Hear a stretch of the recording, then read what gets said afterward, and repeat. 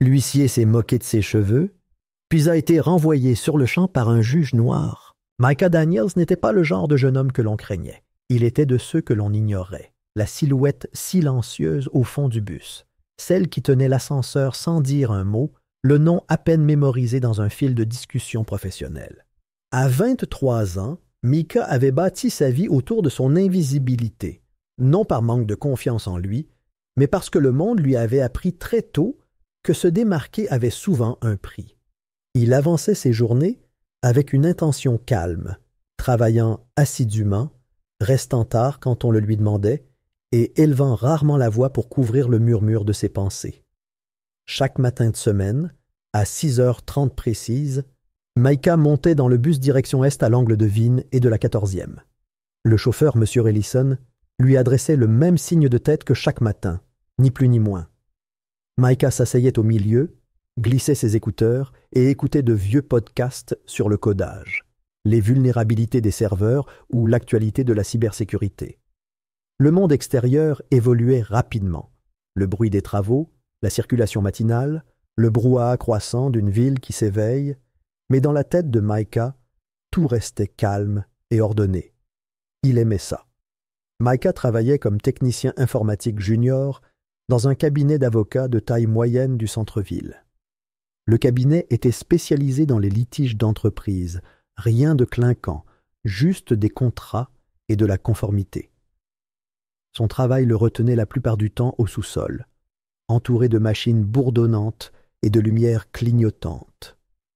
Il aimait les puzzles, il aimait les routines, et il appréciait le sentiment de contrôle que procure le fait de réparer ce que d'autres considéraient comme cassé. Les avocats à l'étage connaissaient à peine son nom. Le responsable des ressources humaines lui a un jour demandé s'il était nouveau. Il était là depuis près d'1 an. Ses collègues le décrivaient comme poli, calme et un peu trop timide pour son âge. Certains le disaient gentiment. D'autres le disaient comme si cela expliquait pourquoi il n'assistait pas toujours aux anniversaires du bureau ou ne s'attardait pas près du distributeur pour bavarder. Mais Micah s'en fichait. Son univers ne tournait pas autour de l'approbation ou du regard. Tout reposait sur l'équilibre, la discipline et une profonde et solide conscience de soi. Ce qui distinguait Micah, même si les autres ne le comprenèrent pas toujours, c'était ses cheveux. De longues mèches bouclées qui lui descendaient jusqu'aux épaules, chaque mèche étant dense grâce au temps, aux soins et au sens profond. Il les lavait et les retordait chaque week-end, les huiles étalées soigneusement sur le bord du lavabo de sa salle de bain, les mèches de satin empilées dans le tiroir à côté de son dentifrice. Les mèches n'étaient pas qu'une simple apparence, c'était un héritage. Son grand-père lui avait raconté des histoires de guerriers qui arboraient leurs cheveux comme symbole de force et de mémoire. « Tu portes l'histoire sur ta tête », avait dit un jour le vieil homme. « Ne te laisse jamais faire honte. » Micah n'oublia jamais ces mots. En semaine, il gardait ses mèches enroulées sous un tissu bleu foncé, soigné, présentable, professionnel. Le week-end, il les laissait tomber comme des drapeaux au vent. Il les portait sans hésiter lorsqu'il était bénévole au centre de jeunesse voisin où il enseignait aux enfants du quartier comment construire leurs propres ordinateurs, réparer des écrans de téléphone fissurés ou apprendre les bases de Python. Les enfants l'admiraient, non pas parce qu'il était bruyant ou tape à l'œil, mais parce qu'il leur donnait l'impression d'être vu. Ils comprenaient ce que l'on ressentait lorsqu'on grandissait invisible. 2 semaines avant la scène de tribunal qui allait secouer la ville, les journées de Micah suivaient toujours le même rythme tranquille. La semaine de travail avait été longue. Une panne de serveur avait perturbé les systèmes internes de 3 services. Micah resta un vendredi soir pour effectuer des sauvegardes et effectuer des diagnostics. Il était presque minuit lorsqu'il remballa enfin ses affaires et sortit par l'entrée arrière des employés. Il prit son raccourci habituel par l'allée derrière le palais de justice, un étroit passage reliant l'immeuble de bureaux à l'arrêt de bus principal. C'est alors qu'il entendit un bruit sourd, un cri étouffé et le bruit caractéristique des bottes sur le béton. Il ralentit, se pressant instinctivement contre le mur de briques froid, scrutant la faible lueur orange d'un lampadaire vacillant. Au fond de la ruelle, un adolescent en uniforme de livreur était plaqué contre le mur, une traînée de sang coulant de sa tempe. Un homme de grande taille, en uniforme de police, identifié plus tard comme le sergent Kellan Price, tenait l'épaule du garçon d'une main, l'autre enfoncée dans son sac à dos. L'adolescent répétait sans cesse quelque chose, la voix tremblante. Il n'avait rien volé, il essayait juste de faire sa livraison. Il ne savait même pas de quoi il s'agissait. Mais l'agent ne s'arrêtait pas. Les baskets du garçon raclaient inutilement le mur, tandis qu'il peinait à se relever. Le cœur de Micah s'emballa. Son premier réflexe fut de partir, de rester en dehors de tout ça. Il ignorait qui était ce garçon, ni ce qui s'était passé avant son arrivée. Mais la peur dans la voix du jeune le toucha profondément. Sans réfléchir, Micah sortit son téléphone et appuya sur « Enregistrer ». Il se tenait dans l'ombre, l'appareil photo immobile, capturant tout, le badge, la bousculade, le sang, la façon dont l'agent marmonnait quelque chose que Micah ne comprenait pas bien. Micah ne cria pas et n'intervint pas. Il ignorait ce qui se passerait s'il le faisait. Mais lorsque la radio de l'agent grésilla et qu'il se détourna pour répondre, Micah sortit discrètement de la ruelle et prit un chemin plus long jusqu'à l'arrêt de bus. Ses doigts tremblaient lorsqu'il mit la vidéo en ligne. Il ne la publia pas sous son nom. Il l'envoya à un forum de défense des droits civiques connu pour ses images de lanceurs d'alerte et ses signalements anonymes. La vidéo mit moins d'une heure à devenir virale. Au lever du soleil, elle avait été vue plus de 200 000 fois. À midi, elle avait atteint près d'1 million. L'indignation afflua. Les hashtags devinrent tendance. Les militants exigèrent des comptes et les communautés en ligne commencèrent à fouiller dans le passé de l'agent. Le numéro de badge était clair. La brutalité aussi. Pour une fois, les gens semblaient attentifs. Mais le bruit ne dura pas. Micah retourna au travail le lendemain comme si de rien n'était. Il n'a rien dit à propos de la vidéo. Il pensait que personne ne pourrait remonter jusqu'à lui. Il l'avait mise en ligne sur un réseau Wi-Fi public via un compte anonyme. Mais quelque chose clochait. Ce mercredi-là, un homme en costume sombre est passé au service informatique pour poser des questions banales sur le comportement en ligne et les politiques des employés en matière d'appareils. Le jeudi, Micah a remarqué que sa messagerie professionnelle était surveillée. Le vendredi, 2 policiers en uniforme se sont présentés à sa porte avec un mandat. Ils l'ont arrêté devant ses voisins, l'accusant d'entrave à une enquête en cours. Personne n'a expliqué de quelle enquête il s'agissait. Ils ont saisi son téléphone, son ordinateur portable et même les disques durs de sauvegarde qu'il utilisait pour des projets en freelance. Lorsqu'il a demandé ce qu'il avait fait, l'un des policiers a marmonné quelque chose à propos d'une interférence avec la collecte de preuves. Il a tenté d'expliquer qu'il n'avait interféré avec rien, qu'il avait simplement enregistré ce qu'il avait vu, mais les mots semblaient sans importance. L'arrestation n'a pas fait la une des journaux, ni à la une, ni même au dos. La vidéo a été retirée de la plupart des plateformes à la fin de la semaine. L'adolescent de la ruelle était introuvable. Les discussions en ligne se tournaient vers de nouveaux scandales.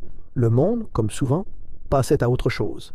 Et c'est ainsi que Micah Daniels, un jeune informaticien qui passait ses week-ends à aider des enfants, qui coiffait soigneusement ses dreadlocks et gardait la tête basse, s'est retrouvé assis dans une salle d'audience sous des lumières vacillantes, vêtu d'une chemise froissée et sous le poids d'un système déterminé à l'écraser.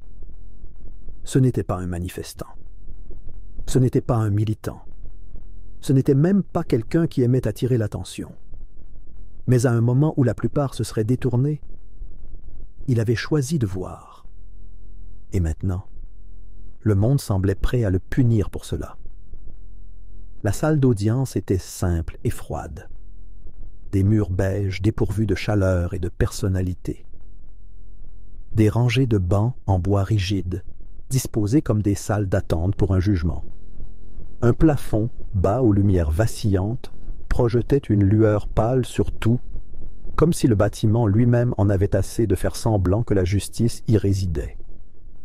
L'odeur rance du vieux papier mêlée à l'amertume du marc de café brûlé flottait dans l'air. s'accrochant à chaque pli du col trop ample de Micah.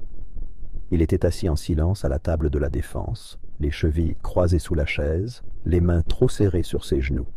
Son avocat commis d'office, un homme qui quittait rarement son téléphone des yeux et dont la cravate était tachée d'un non-dit, ne l'avait appelé par son nom que quelques minutes avant leur entrée dans la salle d'audience.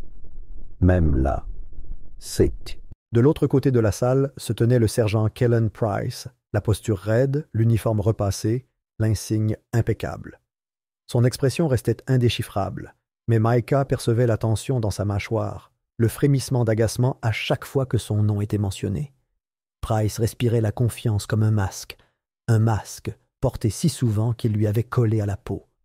Il ne croyait pas seulement en sa propre autorité, il croyait en son invincibilité. À la tête de la salle d'audience siégeait le juge Raymond Halford, un homme dont le bilan était plus éloquent que n'importe quel marteau. Marine à la retraite, les cheveux argentés, coupés ras, Halford dirigeait sa salle d'audience avec la même autorité brutale qu'autrefois pour commander les soldats. Les avocats de la défense tenaient rarement plus de quelques phrases avant qu'il ne les interrompe, ne les fasse taire ou ne les écarte complètement. Il ne supportait pas ce qu'il appelait des coups de théâtre. Et au cours des 3 dernières années, il avait statué en faveur des forces de l'ordre dans toutes les affaires de faute professionnelles qui lui avaient été soumises. Cet héritage pesait lourd sur lui, tandis qu'il était assis derrière le banc, le regard perçant, le marteau posé comme une menace lourde devant lui.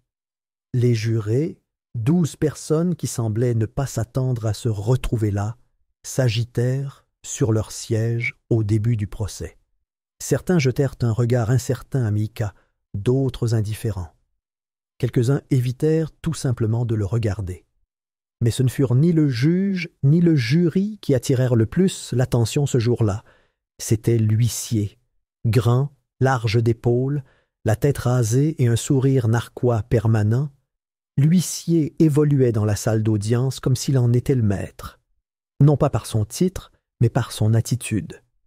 Il regarda Micah comme s'il avait déjà décidé de l'issue, comme s'il ne voyait rien de plus qu'une nuisance occupant de l'espace dans une pièce qui ne lui appartenait pas. Et lorsque Micah se leva pour prêter serment, marchant lentement, le dos droit malgré le poids du moment, l'huissier se pencha suffisamment près pour que le dernier rang puisse l'entendre.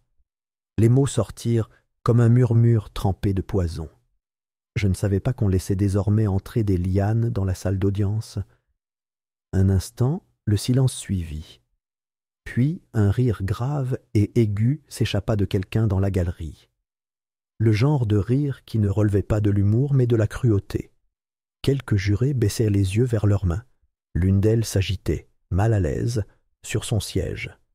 Le juge Halford restait immobile, tapotant son bloc-notes avec un stylo sans réagir. Le greffier continuait à taper. Rien ne s'arrêta, personne ne le reconnut. Les mains de Micah tremblaient lorsqu'il les leva pour prêter serment. Il ne dit rien, il ne broncha pas.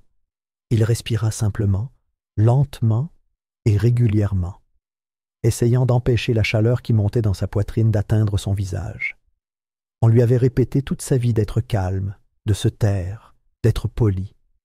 Même maintenant, même ici, il portait cette leçon comme un bouclier. Le reste de l'audience se prolongea dans un brouillard. L'accusation a proféré des demi-vérités, étirant les délais et déformant les motivations. Elle a décrit Micah comme un individu imprudent qui avait délibérément interféré avec une opération sensible. Elle a affirmé que sa vidéo avait compromis une enquête interne et a suggéré qu'il avait potentiellement manipulé les images. Rien de tout cela n'était vrai, mais dans la salle d'audience du juge Halford, la vérité importait moins que l'obéissance. L'avocat commis d'office de Micah a murmuré des objections sans force, comme s'il avait lui-même accepté l'inévitable. À la fin de l'audience, Micah se sentait comme l'ombre de lui-même. Il est sorti sans croiser le regard, sans parler, les paroles de l'huissier résonnant encore plus fort que tous les arguments avancés ce jour-là. Ce soir-là, tout a basculé. Quelqu'un au dernier rang, un stagiaire d'une faculté de droit local, avait enregistré les propos de l'huissier. La vidéo était granuleuse, mais claire. Les mots étaient indéniables. Les rires, le silence, l'absence de réaction du juge, tout a été capturé dans cette courte vidéo. Elle a été mise en ligne en quelques heures et, au lever du soleil, elle avait été vue plus de 3 millions de fois. L'indignation a suivi, non seulement de la part des militants et des avocats, mais aussi de citoyens ordinaires qui ont perçu quelque chose de familier dans le silence de Micah. Des parents d'enfants coiffés de la même façon, des élèves, des enseignants, et même des célébrités ont republié la vidéo. Les hashtags ont inondé les réseaux sociaux. Respecter la couronne est devenu un cri de ralliement. Les médias se sont empressés de rattraper leur retard. Au matin, la salle d'audience avait changé d'aspect. Un nouveau nom apparut sur le rôle. Le juge Halford était parti. Aucune explication. Pas de communiqué de presse. Simplement retiré discrètement. À sa place, siégeait la juge Amari Sloan, jeune, au regard perçant et connue dans le milieu juridique pour sa discipline et son intransigeance face à la pression.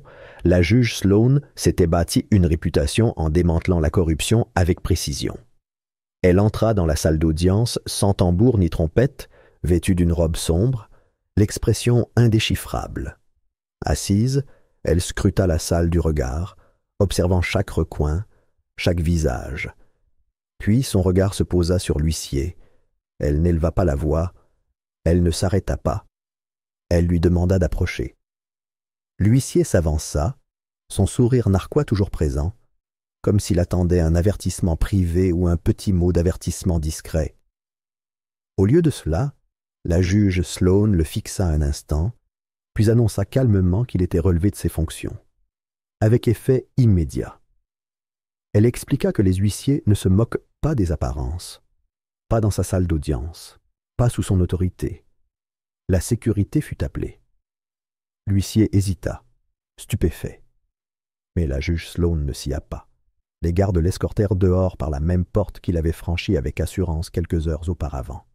La salle d'audience se figea. L'atmosphère changea. Les caméras cliquèrent. Quelqu'un dans la galerie haleta. Dehors, la nouvelle se répandit comme une traînée de poudre.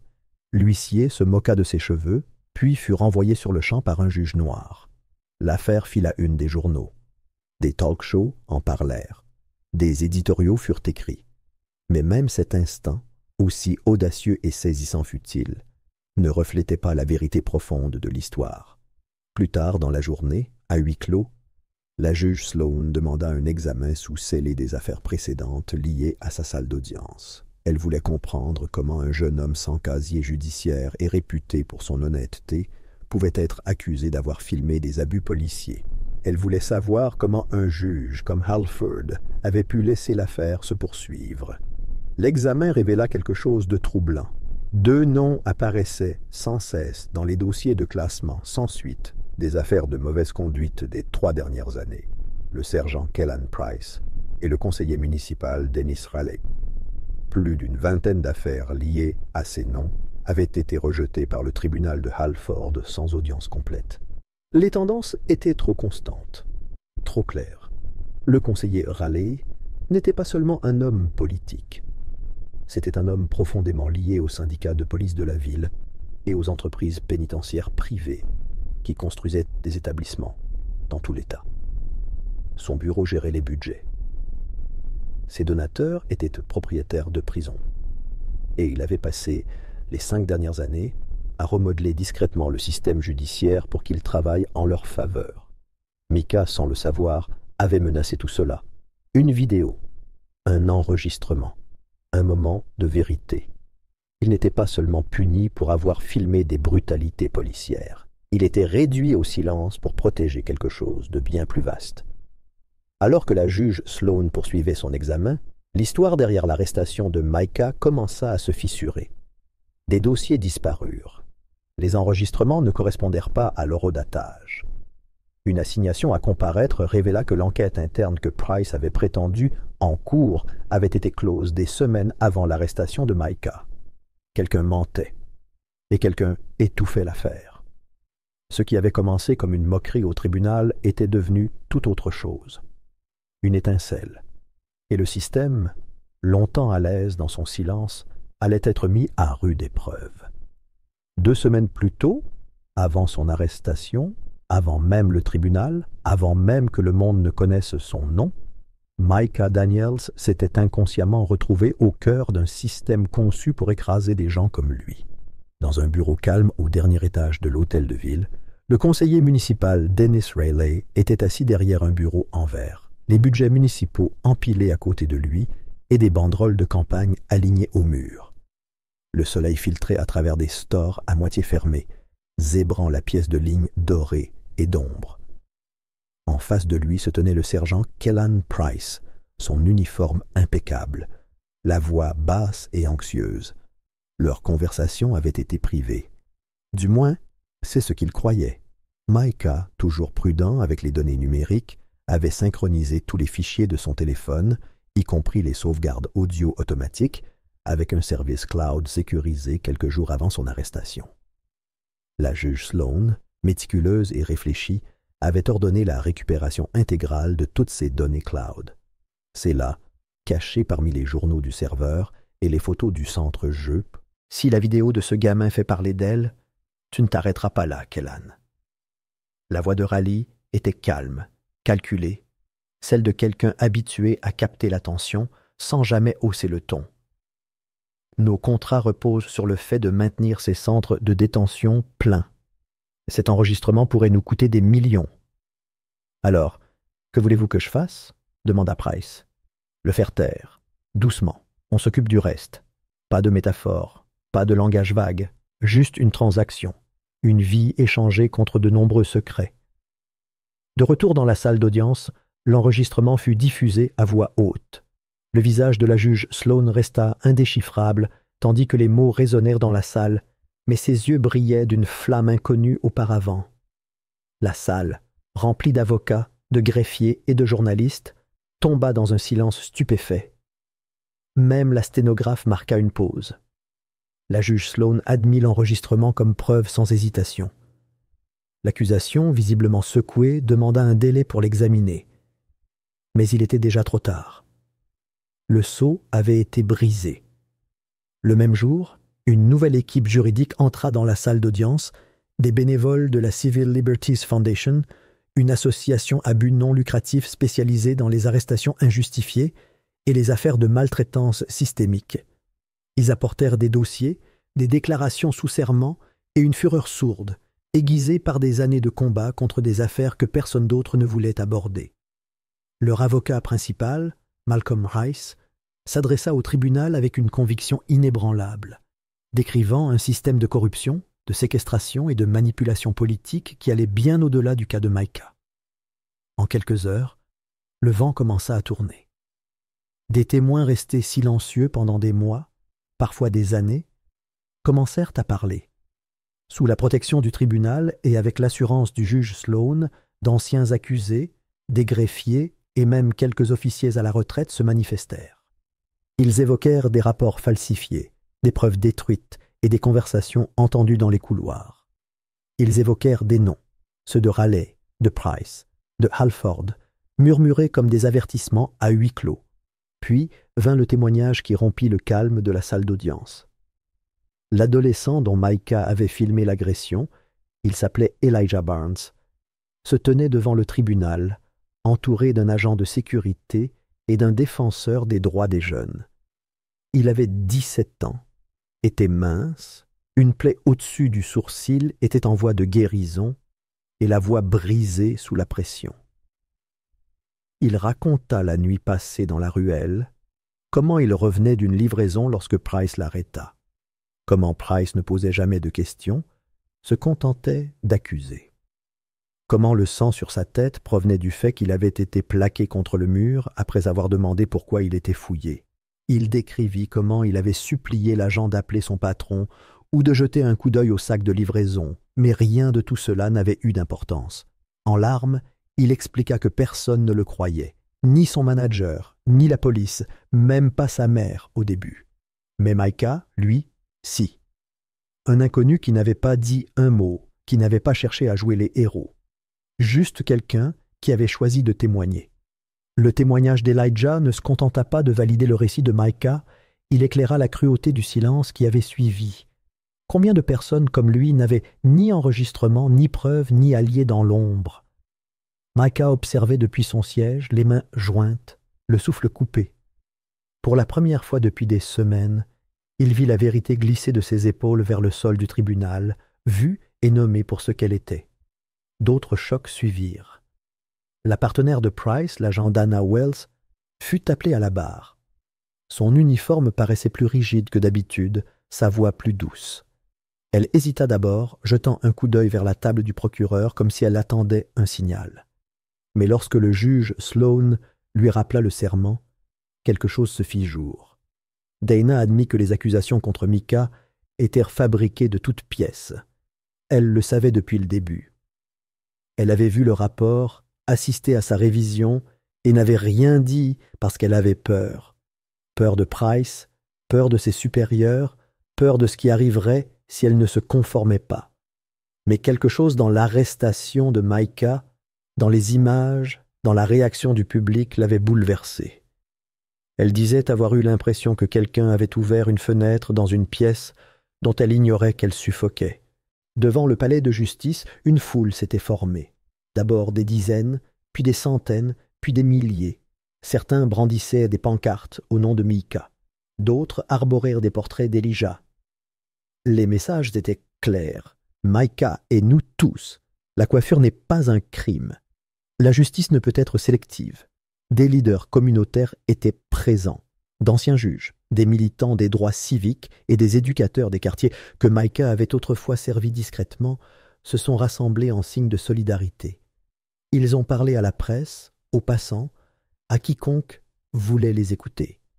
Ils ont rappelé à la ville qu'il ne s'agissait pas seulement de la coiffure d'un homme ou d'un moment dans une ruelle sombre, mais d'un système qui avait appris à survivre en restant silencieux. Le conseiller municipal Raleigh, voyant la tempête se lever, a publié une déclaration par l'intermédiaire de son bureau niant toutes les allégations. Il a affirmé que l'enregistrement avait été manipulé, sorti de son contexte et ne reflétait aucune politique officielle. Il l'a qualifié d'attaque contre le service public. Mais ce n'était pas suffisant. La pression montait. La juge Sloan, désormais renforcée par des preuves de plus en plus nombreuses et le soutien du public, a émis une assignation à comparaître pour obtenir les dossiers financiers de Raleigh. Elle souhaitait obtenir des éclaircissements sur les allocations budgétaires, les contrats de détention pour mineurs et les entreprises qui en bénéficiaient. Une semaine plus tôt, une telle démarche aurait pu être bloquée. Mais désormais, la ville avait les yeux rivés sur le tribunal. Personne n'osait intervenir. La percée est venue de l'intérieur même du bureau de Raleigh. Un lanceur d'alerte anonyme a soumis un ensemble de documents. Contrats signés, notes internes, échanges de courriels, reliant tous le conseiller municipal à un contrat d'1,4 million de dollars avec un centre de détention privé pour mineurs. Le contrat était structuré autour de quotas, visant un taux constant de détention de mineurs. Plus de mineurs étaient envoyés dans le système, plus l'argent affluait vers les donateurs de Raleigh et réinvestissait ses comptes de campagne. C'était calculé, systémique et délibéré. À cet instant, l'affaire a cessé de concerner Micah Daniels. Elle est devenue une affaire collective. Les visages anonymes qui avaient été arrêtés, intimidés et enterrés sous de fausses accusations. Les adolescents sommés de plaider coupables pour éviter des conséquences plus graves. Les familles qui n'avaient pas les moyens de se payer un avocat, qui ignoraient qu'elles pouvaient riposter. Les jeunes hommes et femmes qui avaient fièrement porté leurs cheveux pour finalement être qualifiés de défis. Ceux dont la vérité n'avait jamais été enregistrée. Lorsque les documents furent lus au procès-verbal, un lourd silence emplit la salle d'audience, le genre de silence qui exprimait quelque chose de plus profond que la culpabilité, quelque chose de pourri qu'on avait laissé s'envenimer. Micah resta assis en silence pendant tout ce temps. Il ne sourit pas, il ne jubilait pas. Il respirait simplement, les épaules droites, ses dreadlocks drapant son dos comme une bannière jamais vraiment baissée. La salle d'audience était devenue plus qu'une salle de jugement, c'était devenu un miroir, et le système était enfin contraint de se regarder lui-même. Au début de l'audience finale, les marches du palais de justice étaient bordées de caméras de journalistes, leurs objectifs braqués sur le bâtiment, tels des sentinelles guettant la vérité.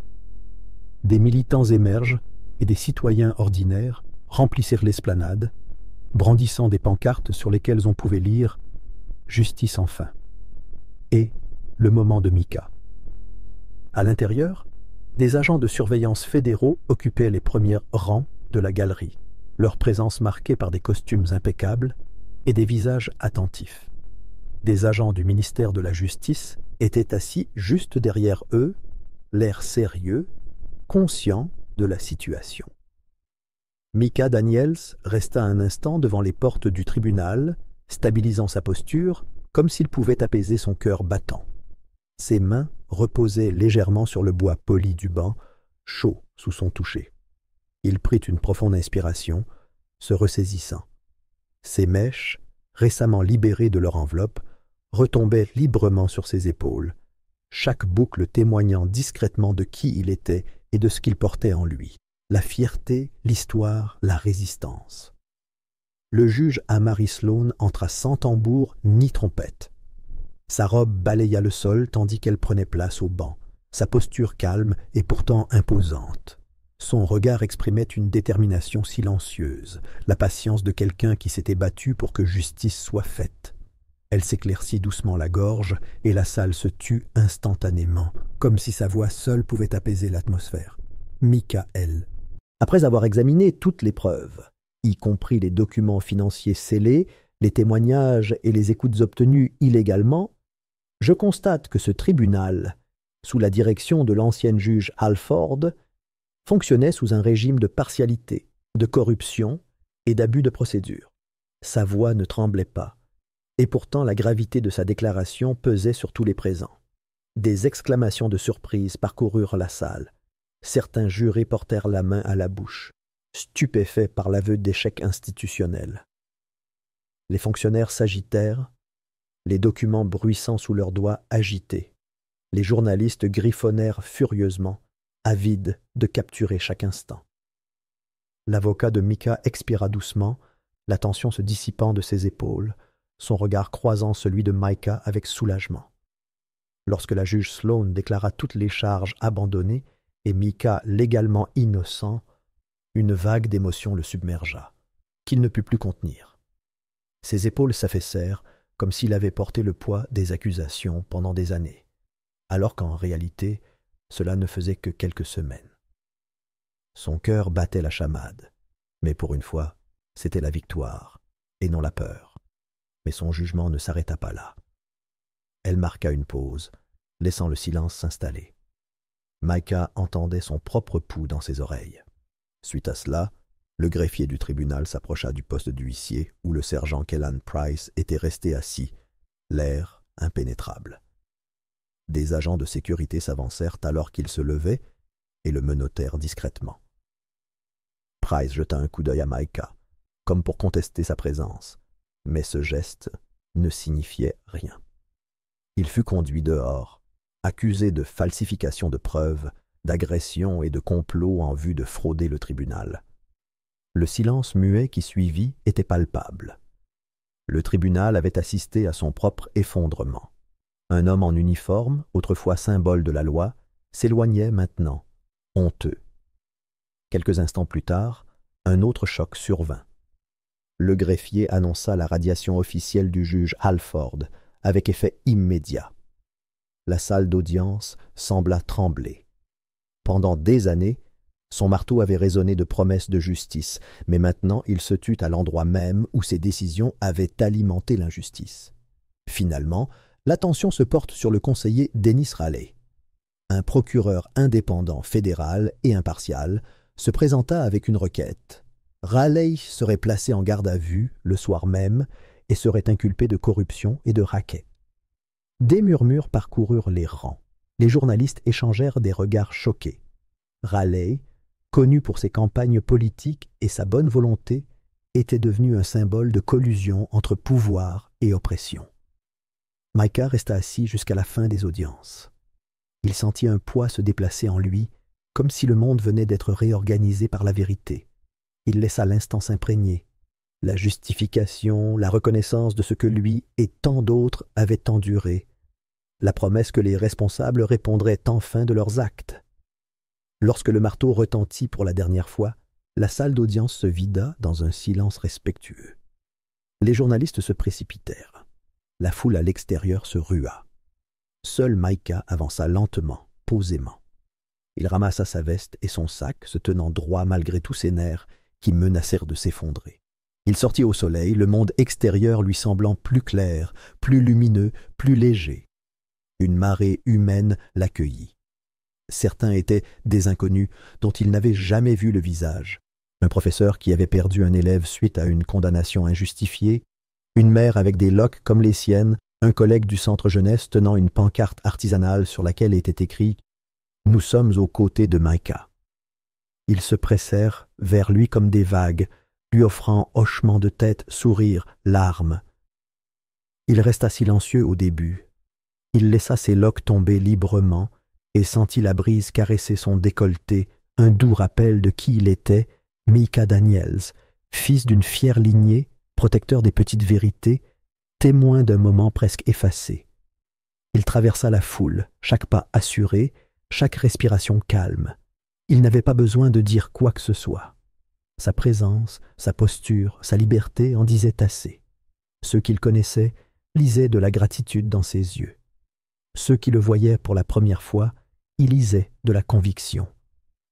Il atteignit le bord de la foule et s'arrêta, se tournant vers le bâtiment où tout s'était passé. Son reflet, figé dans les portes vitrées du palais de justice, montrait un homme transformé et non pas simplement innocenté. Il finit par hocher la tête vers la foule, un geste discret de solidarité, de remerciement muet, parce que la justice, même retardée, avait enfin parlé assez fort pour être entendue.